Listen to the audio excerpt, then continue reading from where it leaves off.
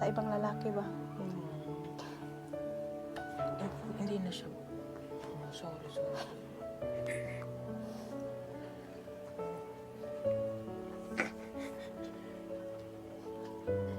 Siya po si Jemle, ang batang itinakwil daw ng kanyang ina. 1 taong gulang pa lamang ito nang iwanan na siya at hindi na nagbalik pa. Sumama na daw ito sa ibang lalaki. Ngayong 15 taon na siya, hindi pa rin niya nakikita ang kanyang ina. Namuuna sa puso niya ang galit at sama ng loob dahil hindi daw niya matanggap ang ginawa nito sa kanya. Mga kababayan, narito po ang pagpapatuloy ng kwento ng buhay ni Jemle. Ngayong araw mga kababayan ay binalikan nga po namin si Jemle. Inabutan namin siya na galing pala siya sa bundok at nanguha ng mga kahoy.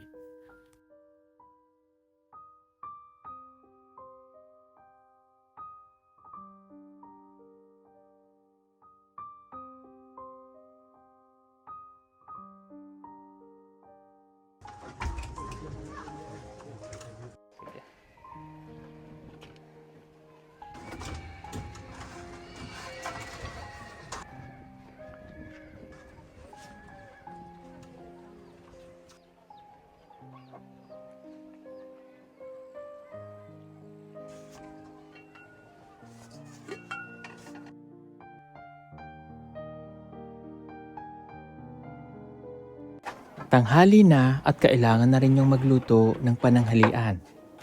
Nilagang kamote ang kanyang iluluto.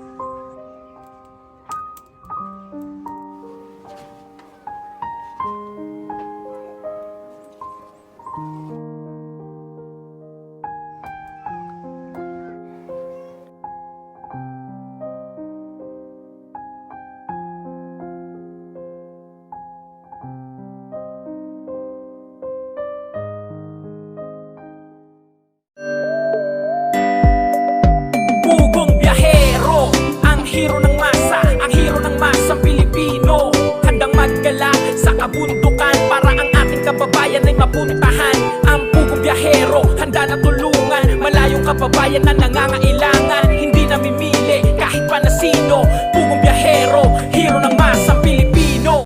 Yan, magandang umaga po sa inyong lahat mga kababayan. Nandito po ulit kami ngayon sa Sitio Damilag at pupuntahan po natin si Jemle. Ito po yung batang nakilala po natin 3 days ago. Siya po yung batang tinakwil ng kanyang sariling ina. Kamustahin po natin sila dito po sa kanilang bahay. At kanina, bago po kami maparito ay nakita namin, bago kami umakyat dito sa bahay nila, nakita namin sila na meron po siyang pasampasan, yung liyang, yung punong-puno po ng mga, or nilalagyan nila ng kahoy sa likod. Kaya hinayaan lang po muna namin siya hanggang makauwi po rito sa kanilang bahay. At pagdating po namin, yung kanyang ginagawa ay yung pagluluto o yung kanilang kinagisna na pagkain. Kung tayo ay kanin, sila po yung kamote.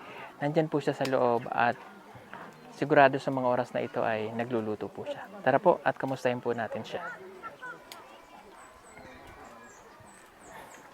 Hello! Ayan. Hello po ate. Opo, magandang umaga. Pwede po ba kaming pumasok? Pwede?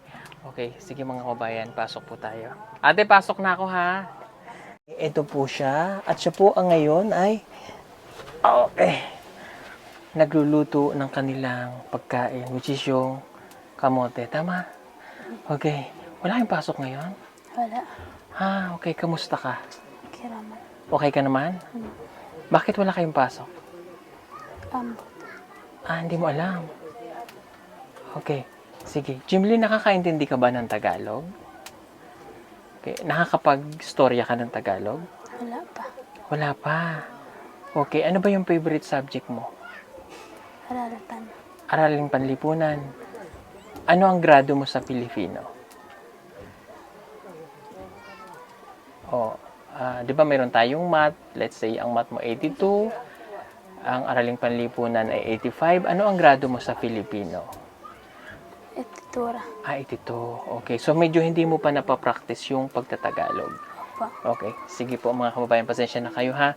Kung hindi po makakapagtagalog si Jimly nang ganun ka, katulad yung mga nakakausap natin before na marunong na magtagalog. But, naintindihan naman natin. And again, kung mayroon po siyang, like for example, during interview natin at nagkukwentuhan kami, kung mayroon kayong mapansin na hindi siya nakakapag po and opo or yes, hindi naman po ibig sabihin noon ay hindi na magalang yung bata or hindi siya nagbibigay respeto. Usually, dito sa mga katutubo or even sa mga Bisaya, no, hindi po talaga nila nakalakhan yung pagpupo and opo. Pero hindi naman ibig sabihin ay hindi na sila gumagalang. Yung yes, yun po yung kanilang pagrespeto po dito. Pag nag-yes sila sa inyo, yun na po yun. Ano po? Okay? So, marami kasi tayong mababasa minsan ng mga comment na yun yung kanilang sinasabi. Pero, hindi nyo po naintindihan. Kaya, sana maintindihan nyo po ngayon. Okay. Si Jimny po ay, last time nung ma-interview po namin siya, ang sabi niya po sa amin noon ay, yun nga, medyo mabigat pa sa loob niya dahil iniwan po siya ng kanyang nanay nung siya po ay 1 taon gulang pa lamang. Makalipas po yung 3 araw na yon, tatanungin ko si Jimny ngayon kung nagparamdam na ang kanyang ina. Jimly, nagparamdam na ba yung nanay? Wala pa rin. So siguro hindi pa rin niya tayo napapanood or hindi napapanood ng kanyang ina dun sa pigasuan yung video. Possible wala pong signal. Okay. Pwedeng lapit ka konti, bunso, dito. Mainit dyan, baka maano ka. Okay, nagluluto po siya ng kamote. Ito po yung kanilang pananghalian ngayong araw. Pasensya ka na ulit kung maitanong ko. Kasi last time nung tinanong po namin siya, hindi pa siya ready na magpakita sa kanyang ina. Ngayon tatanungin kita ulit, Jimly? Okay. Ikaw ba ay willing nang makipag-usap sa nanay? Hindi pa ka pwede sa... Hindi pa rin pwede? Okay. Ano yung bumabagabag sa iyong puso? I mean, Say ka nang murag babag ba nganong dili nimo gusto makita ni mong mama. Nganong dili ka gusto makita siya? Kasi, ang bata pa ako ay... Pumunta ko ng mama ko kay... Kumato ko sa... Mama ko kay... Sa banda ko sa akong papa. Kumato ko sa akong mama. okay, ang papa mo mismo ang nagsabi sa'yo noon. Papa. Pero sa puso mo, ngayon, sa pagkakataong ito, sa puso mo, ano yung nararamdaman mo? Kung hindi mo isipin mo na si papa, gusto mo bang makita si mama? Dili po. Hindi pa rin? Papa. Okay. Kung anuhin ko, gaano kabigat yung nararamdaman mo sa mama mo? I-rate natin ng 1 out of 10. Ano yung nararamdaman mong galit sa nanay mo? It's 9, 10, 8, Etra. 8. So, mayroong natitirang 2% na konting ano pa sa puso mo. Okay. Di kaya ako naman nasasabi yung Jim Lee kasi gusto ko lang din ulit ipaintindi sa'yo. Alam kong mabigat para sa'yo yun na ayaw mo pang makita yung nanay mo. Baka lang naman sakali, tulad ng sinabi ko, matulungan kita na makita yung nanay mo at magkita kayo. Pero hindi kita pipilitin kung talagang hindi mo siya gustong makita. Okay, para maging malinaw lang din sa akin, nakwento rin naman last time, na 1 taon ka pa lamang ay iniwan na ng iyong ina. Yung pang-iiwan sa iyo ng iyong ina, ay yun ba ay dahil meron na siyang ibang minamahal? Ha? Sumama na siya sa ibang lalaki. Okay. So, dahil 1 taong ka pa nun, habang lumalaki ka, syempre meron tayong mga tanong sa buhay natin at sinasabi natin, minsan sa tita natin or sa tatay natin, nasaan ang mama ko? Kasi yung 1-year-old, I know, hindi mo pa alam. Di ba, wala ka pa sa pag-iisip na tama. 1-year-old eh. Paano mo nalaman na ikaw ay may ina? Ilang taong ka nun? Pilain mong edad nang malaman mo na mayroon ka palang ina? 10. 10 years old. Okay, nung sinabi sa iyo ng tatay mo na mayroon kang ina, sinabi mo kay tatay na gusto mong makita. Pero pinigilan ka niya. Opo. Okay. Ano yung pakiramdam na lumaki kang walang nanay? Parang sakit po. Masakit. So, sino ang tumatayong ina mo? Si Lola. Si Lola. Opo. Okay.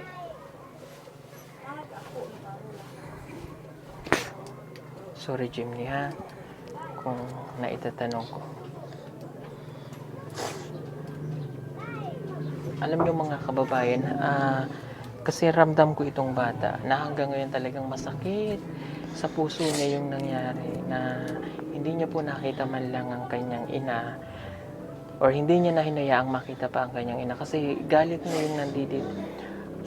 Galit ba yung nasa puso? Opo. Oh my God. Suko kasi yung mama.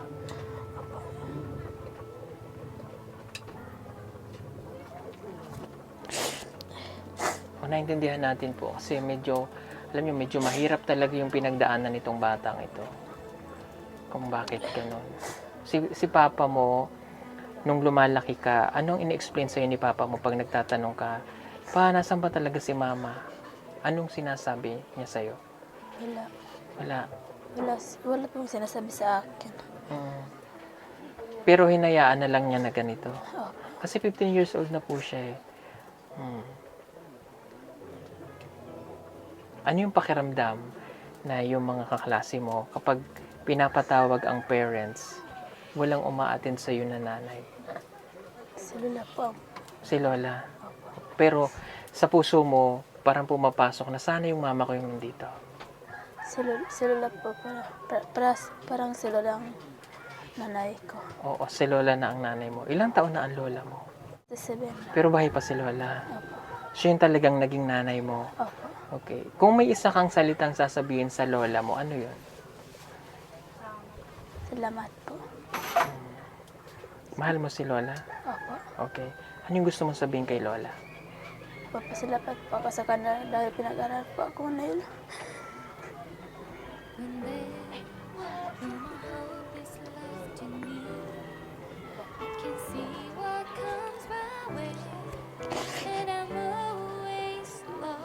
Mahal na mahal mo si Lola? Opo.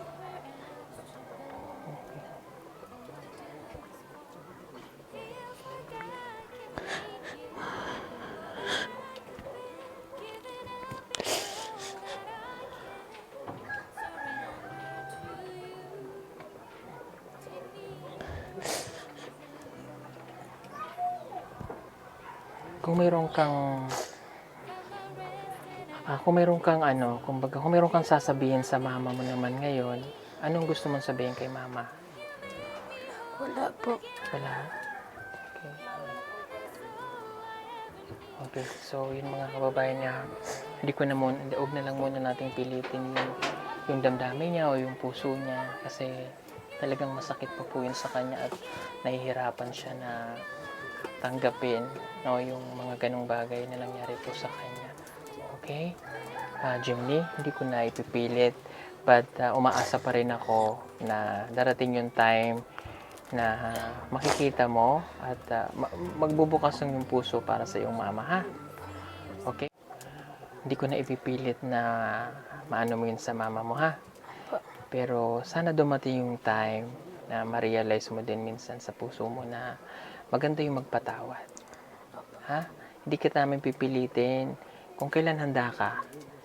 Sabihin mo kung kailan, pag pinuntahan kita, sasamahan ka namin para maging maganda yung loob mo, ha? Alam mo, habang tayo lumalaki, Jimmy, nagkaganon man ang parents mo sa'yo, ang nanay mo, mas magandang mamuhay nung maluwag na sa puso natin, ha?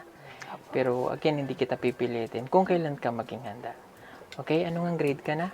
Grade 8. Grade 8. Okay. Pag grade 9 mo, di ba pag graduate ka ng grade 9, di high school, fourth year high school, moving up, sino yung gusto mong a-attend sa graduation mo? Si Lola. Si Lola? Okay. Kaya ako natanong na gano'n, baka if ever na mapatawad mo na siya, ang mama mo, na siya mismo yung magsasabit sa iyo ng diploma mo or ng ribbon or something, no, para at least mapakita mo kay mama na, ma, ito na ako ngayon. Pero again, hindi kita pipilitin, ha? Okay? Kung kailan ka maging ready. Ano nga yung pangarap mo, Jimmy? Mas teachers. Teacher. So, grade ano ka na ngayon? 8, no? Okay. So, sino ang nagsusuporta sa'yo? Akong lola, akong mga ate. Ang iyong mga ate? Opo. Okay. So, tingin mo ba mapagtutuloy-tuloy mo yung pag-aaral mo hanggang kolehiyo? Hindi mo alam? Opo. Okay, sige. Meron lang akong gustong sabihin sa iyo. Mag-aral ka lang mabuti, ha? Okay? And huwag mong kakalimutan yung mga magagandang asal na itinuturo na yung lola, ha? Dahil sa hirap ng iyong buhay, alam kong mararanasan mo talaga yung walang baon. Gaano kahirap sa iyo yung pag pumapasok ka ng walang baon? Parang sakit. Hirap. Last time, sabi mo sa akin, ano yung hiling mo sa akin? Nung pumunta ako dito para makatulong sa iyong pag-aaral?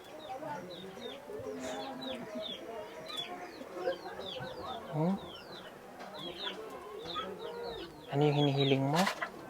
Sabi mo sa akin last time para maging maayos yung pag-aaral mo, kailangan mo nito. Ano yun? Cellphone Cellphone? o uniform. Cellphone and? Uniform. Uniform. Okay. Ito na yung cellphone. Naman pa.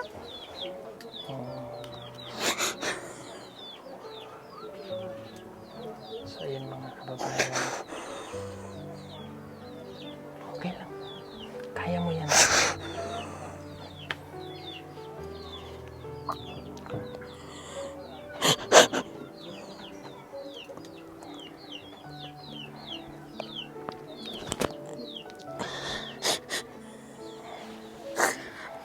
Yeah.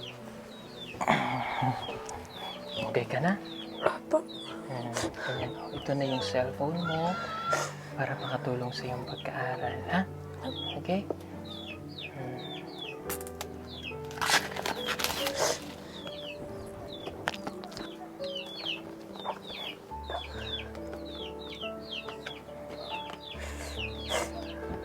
Excited ka na? Hindi po natin ito sponsor. Realme, baka naman. Magpadala kayo ng sample sa akin para ma-review naman natin. So, ito ay para sa iyo, para makapag-aral ka ng mabuti sa mga research. Alam ko po mga kababayan, ngayon, sa panahon ngayon, sa isang estudyante ay napaka-importante na mayroon na silang mga cellphone dahil dito nila nagagamit yung mga research na kailangan ng mga estudyante.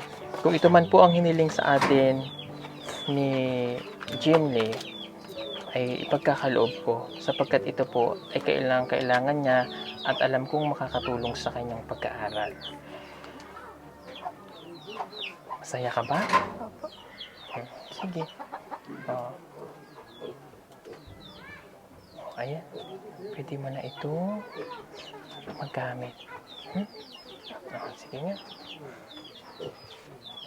Marunong ka na bang gumamit ng cellphone? Opo. Okay. So, may explain lang ako sa'yo sa paggamit ng cellphone, ha? Huwag kang ma-overuse sa paggamit ng cellphone. Like, for example, maging responsable sa paggamit ng social media. Okay? Hindi namin kayo mababantayan sa paggamit niyan, but sa konsensya natin. Okay? Huwag basta-basta nagpo-post ng mga hindi magaganda. Ang cellphone, gagamitin mo lang sa iyong pag-aaral. Okay? Kapag nalaman namin na ikaw ay gumagamit ng cellphone sa ibang bagay at hindi mo nagagamit sa tama sa iyong pag-aaral, pwede kong bawiin ang iyong cellphone. Naintindihan? Opo. Gusto ko na maging maayos ka kahit na alam kong mabigat ang iyong pinagdaraanan. Maging responsable tayo sa paggamit ng cellphone, ha? Okay. At mayroon pa akong good news para sa iyo.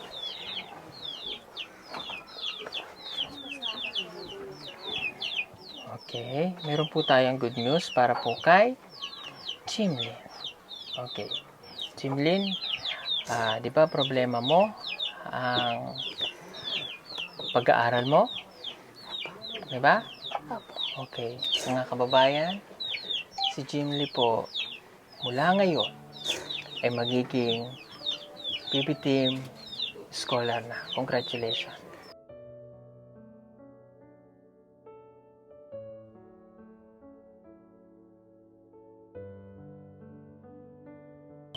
Meron na magpapaaral sa iyo. Okay? Meron ka nang matatanggap monthly allowance na 5,000 pesos. Opo. Salamat po. Okay? Masaya ka ba? Opo. Marami pong salamat kay Tita and Dita Johnson na nagpadala po ng 5,000 and also support para sa kanyang study ng 1 taon. So, yung 1 taon, pwedeng ma-renew yun. Depende sa yung performance. Okay? Palakpakan natin si Jimlyn. Yay! Ayan. Isa na naman pong katutubo na batang estudyante ang magiging PB Team Scholar sa pamamagitan po ng ating sponsor ni si Tita and Dita Johnson. Marami pong salamat, Tita. Thank you so much. Salamat Okay. po. Ano yung gusto mong sabihin sa iyong sponsor? Salamat po. Hmm? Po dahil salamat po sir dahil supportahin niyo ako dahil pinag-aral ko na walang pagkain. Pong salamat po sir. Much po ulit kay Tita and Dita Johnson. Marami pong salamat sa inyong pagsuporta. Okay. Jimlyn, ikaw ay bilang isang scholar na ng Pupumbihero Team. Gusto kong maintindihan mo, no? Medyo mahigpit lang ako pagdating sa pagiging scholar. Mapalad ka dahil napili ka dito sa Damilag. Sila Judy Ann. Kilala mo si Judy Ann? Opo. Si Divina. Opo. At saka si Yoyoy. Opo. At saka si Rebecca. Opo. Okay? Kayo ay 4. Panlima ka. Napakaswerte nitong Damilag dahil meron tayo ng 5 scholar na nakukuha dito in just 1 week. Ang gusto ko lamang ay susundin mo lahat ng aking sasabihin. Bilang isang scholar, gusto ko ay mapaayos ka. Bilang isang scholar, gusto ko lahat ng kailangan mo ay mapoprovide na. Opo. Yung 5,000, napakalaki na yon kung dito ka nakatira para sa iyong pambaon, project, at pambigas. Opo. Matutugunan yon kung 20 lang ang baon mo sa isang araw, okay lang. At least hindi ka nagugutom. Opo. Okay? Importante mayroon kang bigas. No? Opo. Kapag scholar ka na namin, mag-aaral kang mabuti. Opo. Ayoko na magkakaroon ka ng line of 7. Opo. Dahil alam kong kaya mo naman. Huwag mo nga hayaan na magkaroon ka na line of 7. Ibig sabihin nun, nagpapabaya ka. Opo. Kung halimbawa ngayon, meron kay line of 7, maintindihan ko. Dahil wala ka pang sponsor. Pero sa susunod na mga grading, period na darating, kailangan tumaas na yung grado mo. Ba? Opo. Gaano kasaya ngayon si Jimny? O kung yung kasiyahan mo 1 to 10, ano yung saya ni Jimny ngayon? Anong number? 10? Ayan. Okay. Bakit masaya si Jimny? Dahil may cellphone na ako. Cellphone at saka? Pera.